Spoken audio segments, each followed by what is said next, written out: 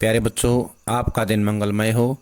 अगर आप नए हैं तो इस चैनल को सब्सक्राइब कर लें। चैनल का नाम है BBC चैनल। भक्तिन सेवक धर्म में दीक्षित हो जाती है और यहीं से इसके जीवन का चौथा परिच्छेद आरंभ होता है और इसकी इति बहुत दूर है, इसका अंत बहुत दूर है। अथ होता है शुरुआत, इति होता है अंत। अगला पैरा है, भक्तिन की वेशभूषा में गृहस्थ और वैरागी का सम्मिश्रण देखकर मैंने शंका होता संदेह, शंका से प्रश्न किया, क्या तुम खाना बनाना जानती हो? उत्तर में उसने ऊपर के ओठ को सिकोड़ और नीचे के अधर होता है होठ, नीचे के अधर को कुछ बढ़ाकर आश्वासन की मुद्रा होता है स्थिति, मुद्रा के साथ कहा, ई कौन बड़ी बात आए। उसने कहा कि कौन माने कौन, ई माने यह, ये कौन सी बड़ी बात है। रोटी बनाए जानित हैं, यानी कि वो कहती है कि मुझे रोटी बनानी आती है। दाल रांध लेत हैं, उसको दाल रांधनी आती है, बनानी आती है। साग भाजी छौंक सकित हैं, यानी कि साग सब्जी उसको बनानी आती है, छौंकनी आती है। और बाकी का रहा, इसके अलावा और कौन सा ऐसा काम है जो बाकी रह गया है। दूसरे दिन तड़के ही सिर पर कई लोटे औंधा कर उसने मेरी धुली हुई धोती जल के छींटों से पवित्र कर पहनी और पूर्व के अंधकार और मेरी दीवार से फूटते हुए सूर्य और पीपल का 2 लोटे जल से अभिनंदन किया। 2 मिनट नाक बंद कर जप करने के उपरांत जब वह कोयले की मोटी रेखा से अपने साम्राज्य की सीमा निश्चित कर चौके में प्रविष्ट हुई, तब मैंने समझ लिया कि इस सेवक का साथ टेढ़ी कीर है, यानी कि इस सेवक के साथ पार डालना या साथ निभाना बहुत मुश्किल है। तो इसमें जो प्रश्न आ सकते हैं वो देखें। प्रश्न आएगा, भक्तिन की वेशभूषा कैसी थी? तो बताना है भक्तिन की वेशभूषा जो है गृहस्थ और वैरागी का मिश्रण लिए हुए थी, यानी कि मेल था। गृहस्थ होता है घर को चलाने वाले या घर का ज्ञान रखने वाले, वैरागी होता है संत जीवन व्यतीत करने वाले, संतों की तरह जीवन बिताने वाले। यह आएगा इसका उत्तर। अगला है, शंका से किसने प्रश्न किया? तो आएगा महादेवी ने। किससे किया? भक्तिन से किया। क्या प्रश्न किया? क्या तुम खाना बनाना जानती हो? ये प्रश्न किया।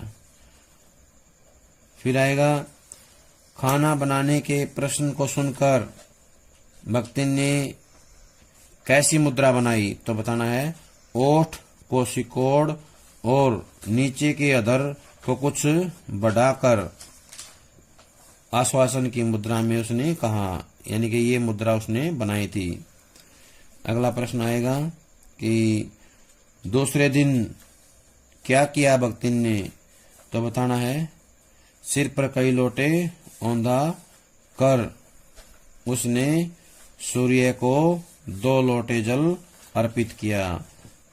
प्रश्न ऐसे आ सकता है कि कितने लोटे जल अर्पित किया या कितने लोटों के जल से सूर्य का अभिनंदन किया, अभिनंदन स्वागत। तो आएगा 2 लोटे, 2 लोटे जल से अभिनंदन किया। सूर्य किधर से निकला? तो बताना है पूर्व से। और महादेवी की दीवार से फूटता हुआ नजर आया, निकलता हुआ नजर आया। फूटना माने निकलना, निकलता हुआ सूर्य नजर आया। सूर्य और पीपल का, इसमें पीपल भी पूछा गया है। तो प्रश्न आ सकता है यहाँ पे, भक्तिन ने किसका अभिनंदन किया? तो बताना है सूर्य और पीपल का। सूर्य और पीपल का जो है अभिनंदन किया। भक्तिन ने जो है कितने मिनट तक जप किया? तो बताना 2 मिनट। भक्तिन ने 2 मिनट तक जो है नाक दबा करके जप किया।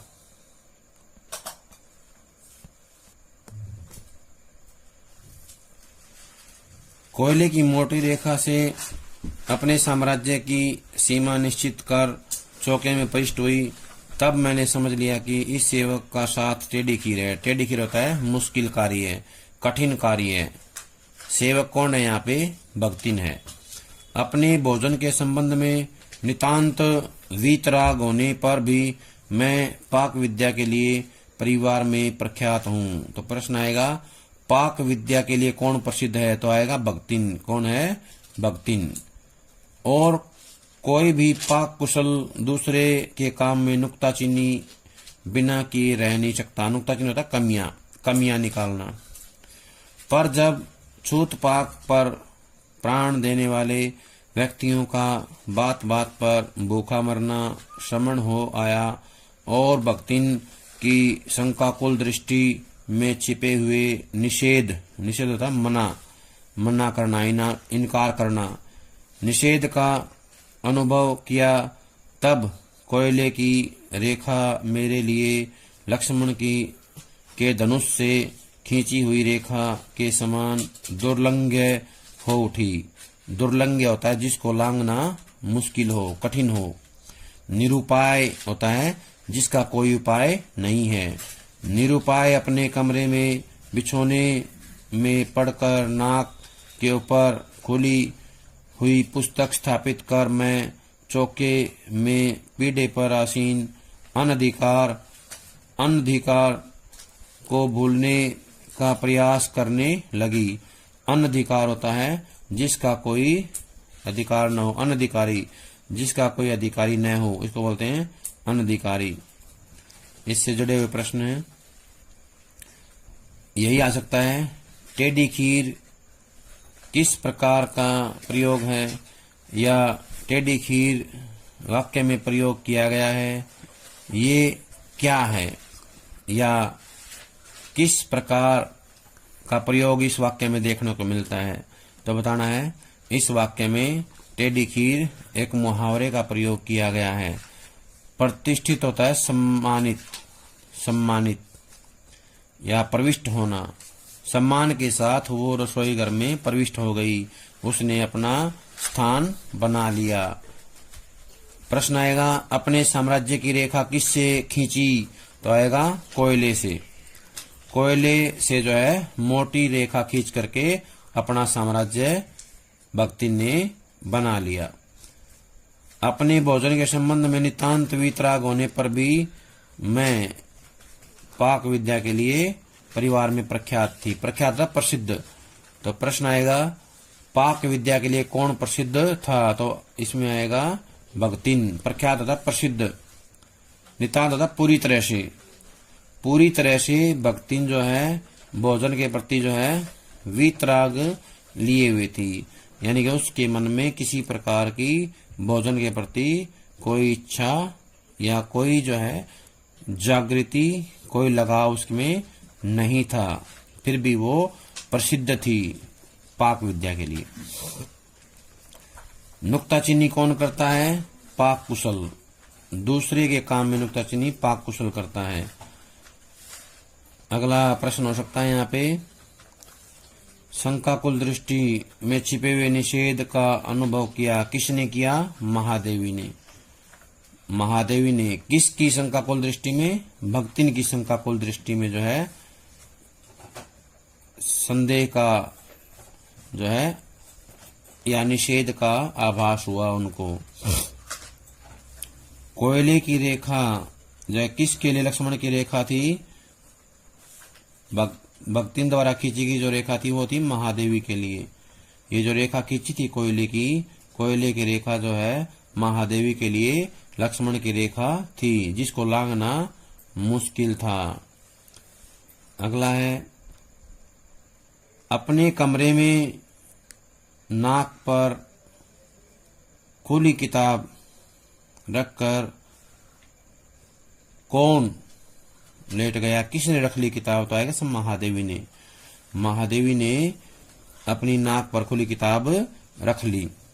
भोजन के समय जब शुरू करते भोजन के समय जब मैंने अपनी निश्चित सीमा के भीतर निर्दिष्ट स्थान ग्रहण कर लिया तब भक्तिन ने प्रसन्नता से लबालब दृष्टि और आत्मतुष्टि से आप्लावित मुस्कुराहट के साथ मेरी फूल की थाली में एक अंगुल मोटी और गहरी काली चित्तीदार 4 रोटियां रखकर उसे टेढ़ी कर गाढ़ी दाल परोस दी।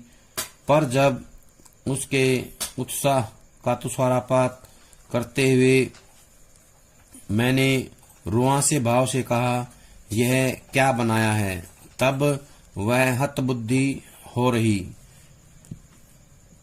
रोटियां अच्छी सेकने के प्रयास में कुछ अधिक खरी हो गई हैं, पर अच्छी हैं। तरकारियां थी, पर जब दाल बनी है तब उनका क्या काम। शाम को दाल न बनाकर तरकारी बना दी जाएगी। दूध घी मुझे अच्छा नहीं लगता, नहीं तो सब ठीक हो जाता।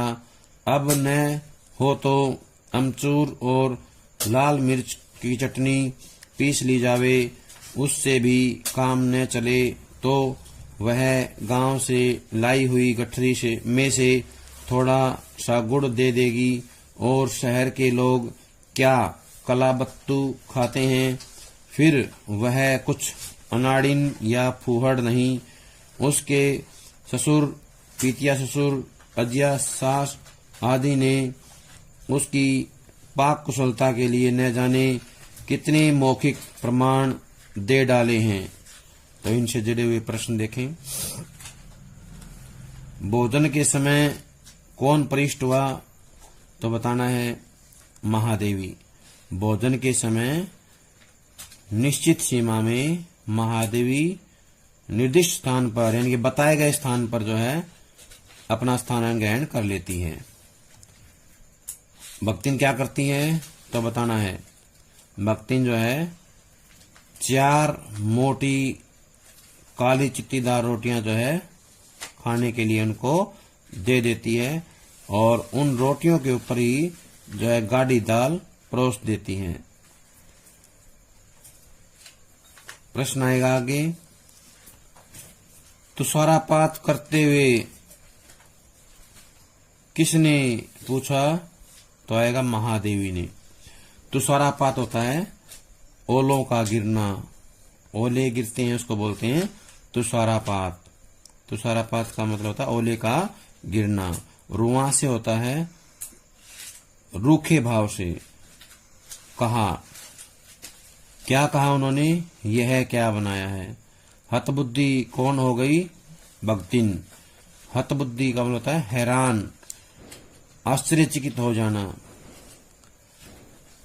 रोटियां सेकने में या सेकने के प्रयास में कुछ अधिक खरी हो गई हैं। ये किसने कहा, तो बताना है ये बात भक्तिन ने कही महादेवी से। भक्तिन ने महादेवी से कहा कि जब दाल बनी है तो तरकारियां क्यों बनाई जाएं। कहने का आशय है कि एक समय पर एक ही चीज बनाई जानी चाहिए। वो अपनी बात को सही सिद्ध करने के लिए तर्क देती है और ये प्रयास करती है कि सामने वाला उनकी बात को समझ जाए। दूध घी किसको अच्छा नहीं लगता, भक्तिन को।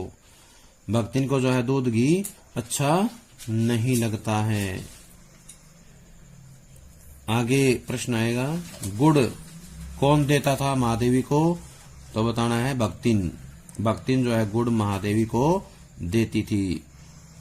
शहर के लोग क्या खाते हैं, तो बताना है कलाबत्तू। शहर के लोग क्या कलाबत्तू खाते हैं, किसने कहा, भक्तिन ने कहा। अनाड़िन या फूहड़ नहीं है, कौन नहीं है, भक्तिन। भक्तिन को पाक कुशलता के लिए किसने प्रमाण दिए हैं, मौखिक ससुर, पितिया ससुर, अजिया ससुर ने। ससुर, पितिया ससुर और अजिया ससुर ने जो है उनको प्रमाण दिए हैं। पाक कुशलता के लिए। भक्तिन के इस सार गर्भित लेक्चर का प्रभाव यह हुआ कि मैं मीठे से विरक्ति के कारण, बिना गुड़ के और घी से अरुचि के कारण रूखी दाल से एक मोटी रोटी खाकर ठाठ से यूनिवर्सिटी पहुंची और न्याय सूत्र पढ़ते पढ़ते शहर और देहात के जीवन के इस अंतर पर विचार करती रही। अलग भोजन की व्यवस्था करनी पड़ी थी। अपने गिरते हुए स्वास्थ्य और परिवार वालों की चिंता निवारण के लिए, पर प्रबंध ऐसा हो गया कि उपचार का प्रश्न ही खो गया।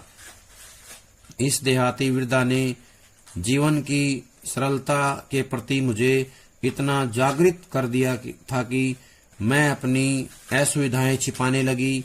सुविधाओं की चिंता करना तो दूर की बात, इसके अतिरिक्त भक्तिन का स्वभाव ही ऐसा बन चुका है कि वह दूसरों को अपने मन के अनुसार बना लेना चाहती है, पर अपने संबंध में किसी प्रकार के परिवर्तन की कोई जगह नहीं छोड़ती।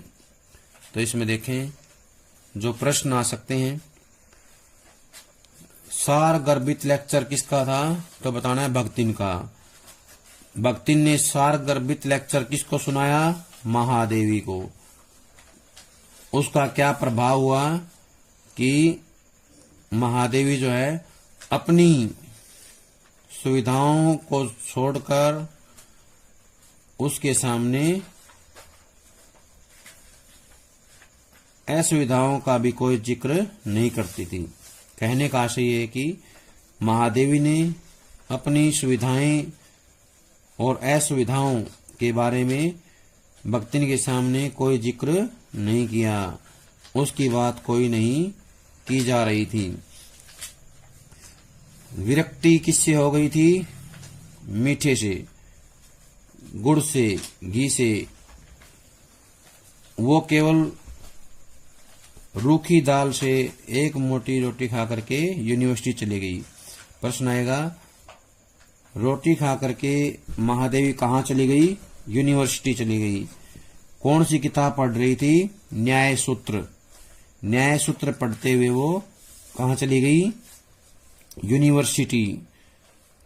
यहाँ पर प्रश्न बनेगा कि जब यूनिवर्सिटी जा रही थी तो किसके बारे में विचार कर रही थी?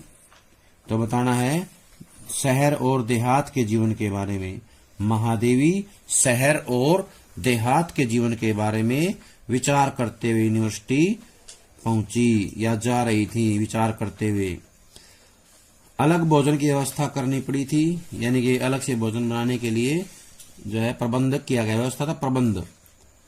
अपने गिरते स्वास्थ्य और परिवार वालों की चिंता के निवारण के लिए, पर प्रबंध ऐसा हो गया कि उपचार का प्रश्न ही खो गया। यानी कि व्यवस्था ऐसी कर दी भक्तिन ने कि उपचार की जो है बात करने वाला या उपचार का प्रश्न करने वाला भी जो है कोई विषय नहीं बचा था। कोई ऐसी बात उपचार के बारे में की जाए, ऐसी व्यवस्था या ऐसी परिस्थिति सामने नहीं रह गई थी। भक्तिन के आने से यहाँ पे देहाती वृद्धा किसके लिए प्रयोग किया गया है? भक्तिन के लिए किया गया है। भक्तिन के आ जाने से उसके जीवन में क्या आ गई? सरलता। भक्तिन ने जीवन की सरलता के प्रति महादेवी को इतना जागृत कर दिया, इतना सजग कर दिया कि अपनी असुविधाएं छिपाने लगी। यानी कि जो उसकी सुविधाएं थी उनकी बात तो बहुत दूर है, सुविधाओं की चिंता करना तो दूर की बात है। कहने का आशय है कि भक्तिन जो है इतना सरल जीवन, इतनी सरल बातें उनके सामने रखने लगी, इतनी परिस्थितियां सामने रख दी, खड़ी कर दी कि असुविधाएं छिपाने लगी। भक्तिन के सामने महादेवी अपनी असुविधाओं का कोई जिक्र नहीं करती थी। तो प्रश्न आ जाएगा यहाँ पे, असुविधाएं कौन छिपाने लगा? तो आएगा महादेवी। सुविधाओं की चिंता करना दूर की बात है, ये किसने कहा? महादेवी ने। क्यों कहा? भक्तिन के आ जाने के कारण। भक्तिन के आ जाने के कारण महादेव के जीवन में परिवर्तन आ गया, बदलाव आ गया। इसके अतिरिक्त भक्तिन का स्वभाव ही ऐसा बन चुका था कि वह दूसरों को अपने मन के अनुसार बना लेना चाहती हैं। और भक्तिन के स्वभाव में ये बात आ गई थी, ऐसा गुण आ गया था कि भक्तिन जो है दूसरों को अपने मन के अनुसार बना लेती थी। जैसा वो चाहती थी वैसा ही उनमें परिवर्तन ला देती थी। पर अपने संबंध में किसी प्रकार के परिवर्तन की कोई गुंजाइश नहीं थी। कहने का आशय है कि भक्तिन अपने स्वभाव में किसी प्रकार का कोई परिवर्तन नहीं करना चाहती थी। प्यारे बच्चों, ये था चौथे परिच्छेद का आरंभ। तो बाकी इस परिच्छेद का वर्णन जो है अगली वीडियो में किया जाएगा। तब तक इसको सुने, याद करें, समझें। सभी का बहुत बहुत धन्यवाद।